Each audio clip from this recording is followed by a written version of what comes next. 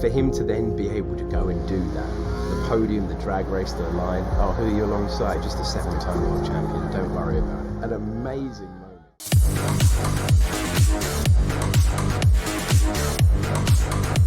안녕하세요. 르노.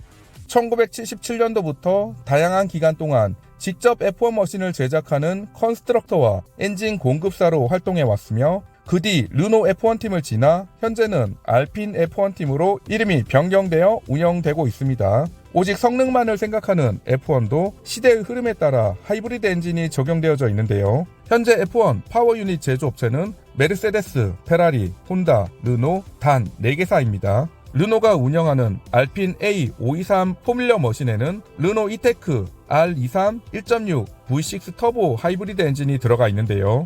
이 F1 레이싱 노하우와 11년간 축적된 르노의 전기차 기술이 합쳐져서 르노 이테크 하이브리드 기술이 적용된 양산형 차량이 탄생하게 되었습니다. 현재 국내에서 만나보실 수 있는 차량은 그랑콜레오스 하이브리드와 아르카나 하이브리드 두 가지 차종인데요. 그랑콜레오스는 144마력 엔진과 100kW 모터가 합쳐져 시스템 최고 245마력 성능을 발휘합니다. 정부 공인 복합 연비는 20인치 기준 리터당 15km이고요. 아르카나는 86마력 엔진과 36kW 모터가 합쳐져 시스템 최고 135마력 성능을 발휘하며 정부 공인 복합 연비는 18인치 기준 리터당 17km입니다. 두 차종 모두 엔진 하나에 전기 모터 2개가 결합된 직병렬형 하이브리드 방식이 적용되어져 있는데요. 현대기아의 병렬형 하이브리드와 다르게 저속에서 상당량을 전기 모터만으로 구동을 할 수 있습니다. 특히 배터리가 부족한 상황에서도 엔진이 일정 RPM으로 돌면서 구동과는 별개로 충전만 담당할 수 있는데요.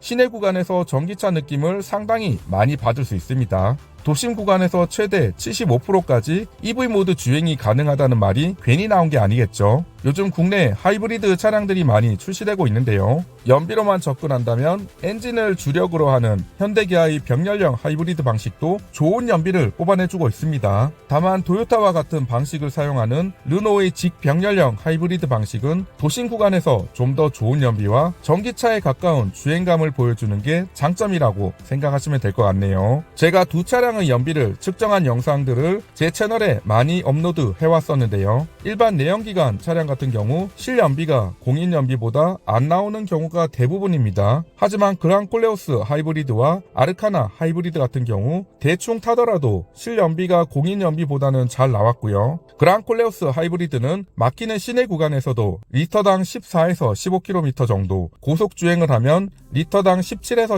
18km 정도, 발끝에 좀 신경을 쓰는 경우 리터당 20km가 넘는 경우도 있었습니다. 이 중형급 덩치를 생각하면 정말 기가 막히는 연비죠. 그렇다고 힘이 부족한 것도 아니고요. 아르카나 하이브리드는 제가 업무용 차량으로 신차를 받아서 5개월째 운행을 하고 있는데요. 누적 주행거리가 7,000km를 돌파했습니다. 연비에 대해서 다양한 환경에서 테스트를 해왔었는데요. 막히는 시내 구간에서 리터당 18에서 20km 정도, 고속주행을 하더라도 비슷한 연비가 나왔었습니다. 발끝에 조금만 신경을 쓰는 경우 리터당 25km가 넘어가는 경우도 있었고요. 일반 내연기관 차량 같은 경우 대충 밟으면서 타면 연비가 급격하게 내려가는 경향이 있는데요. 르노의 하이브리드 차량들 특성은 밟으면서 타더라도 연비 하락이 심하지 않는 게 특징적이었습니다. 차량은 출발할 때 가장 큰 부하가 걸립니다. 무거운 무게를 출발시키려면 상당히 많은 에너지가 필요하게 되죠. 따라서 가다 서다를 반복하는 환경이나 출발 시 조금만 가속 페달을 세게 밟으면 엔진에 많은 부하가 걸리면서 연비가 급격하게 하락하게 됩니다. 르노의 이테크 하이브리드 차량 같은 경우 출발해서 저속 구간에서는 무조건 모터가 구동되기 때문에 시내 구간이나 출발 시 가속 페달을 좀 세게 밟더라도 연비의 하락폭이 그렇게 크지는 않습니다. 저도 마찬가지지만 우리나라 분들 성격 참 급하죠. 신호가 땅 하고 바뀌면 쭉 튀어나가야지 속이 시원한 분들이 많으실 건데요. 운전에 있어서 인내심이 많지 않은 분들에게도 연비와 성능 두 가지 모두를 만족시켜 줄 수 있을 것 같네요. 현재 저 같은 경우 아르카나 하이브리드 차량을 타고 다니면서 정말 연비 신경 안 쓰고 다니고 있습니다. 강남에 있는 본사로 출근할 때도 있고요. 자동차 전용도로 고속도로를 타고 현장에 나가서 근무를 할 때도 있습니다. 복합적으로 봤을 때 아무리 막 타더라도 현재 연비는 리터당 18에서 19km 사이를 왔다 갔다 기록하고 있습니다.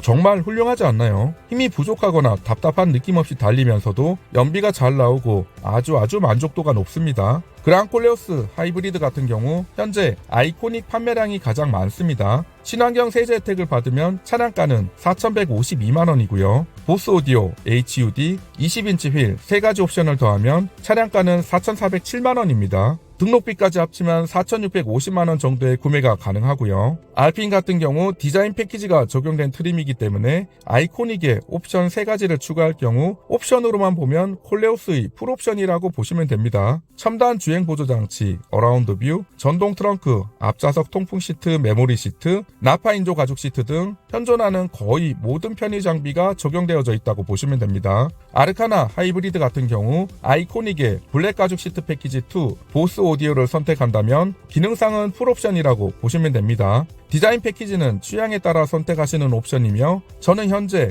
아이코닉의 블랙 가죽 시트 패키지 2만 적용된 차량을 타고 있는데요. 개인적으로 이 조합이 가성비가 가장 훌륭하다고 생각을 합니다. 아이코닉의 친환경 세제 혜택을 적용받으면 차량가는 3,272만원이고요. 옵션 2가지를 더한 차량가는 3,499만원입니다. 이번 달에 현금으로 구매하시면 50만원 할인 혜택이 있고요. 할부로 구매하셨을 때는 100만원 할인 혜택이 있습니다. 만약 현금 구매 시 50만원 할인까지 적용받으면 아르카나 하이브리드 아이코닉 풀옵션을 구매하셨을 때 등록비까지 3,635만원이 나오네요. 그랑콜레오스 하이브리드 아이코닉 풀옵션이랑 아르카나 하이브리드 아이코닉 풀옵션은 딱 1,000만원 차이가 나네요. 현재 르노코리아의 신차 그랑콜레오스가 많은 인기를 끌고 있습니다. 유튜브에서 전문 리뷰어분들이 좋은 평가가 이어지면서 계약량도 많아지고 있는데요. 제가 지난 추석 연휴 기간 동안 한참 타본 결과 정말 좋은 차량임에 틀림없었습니다. 패밀리카로 사용하실 분들은 그랑콜레오스가 정말 좋은 선택지가 될 것 같고요. 다만 큰 차량이 필요 없으면서 세컨카를 찾으시거나 하이브리드 모델 중 가성비로 접근하시는 분들은 아르카나 하이브리드 모델도 좋은 선택지가 될 수 있을 것 같습니다.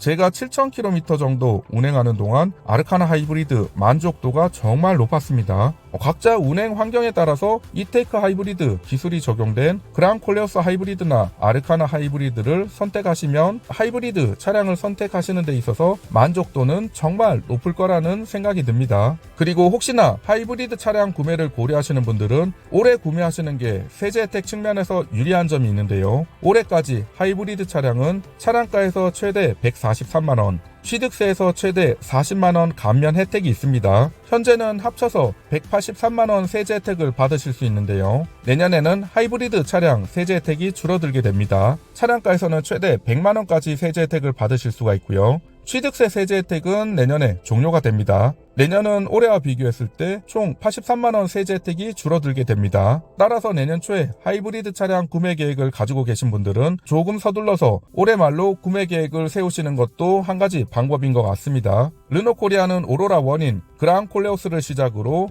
오로라2, 오로라3가 순차적으로 출시될 예정입니다. 내년 초에는 세닉 등 전기차도 수입할 예정이고요. 그리고 기사를 보니 르노의 고성능 브랜드에서 전기차 브랜드로 변신하고 있는 알핀 브랜드의 국내 시장 진출도 예고되고 있는 걸로 보입니다. 그랑콜레오스를 시작으로 국내 시장에서 다시 한번 반전을 노리고 있는 르노코리아. 앞으로 변화와 발전의 과정들이 상당히 기대가 되네요. 오늘은 르노코리아의 이테크 기술이 적용된 하이브리드 차량들에 대해서 알아봤습니다.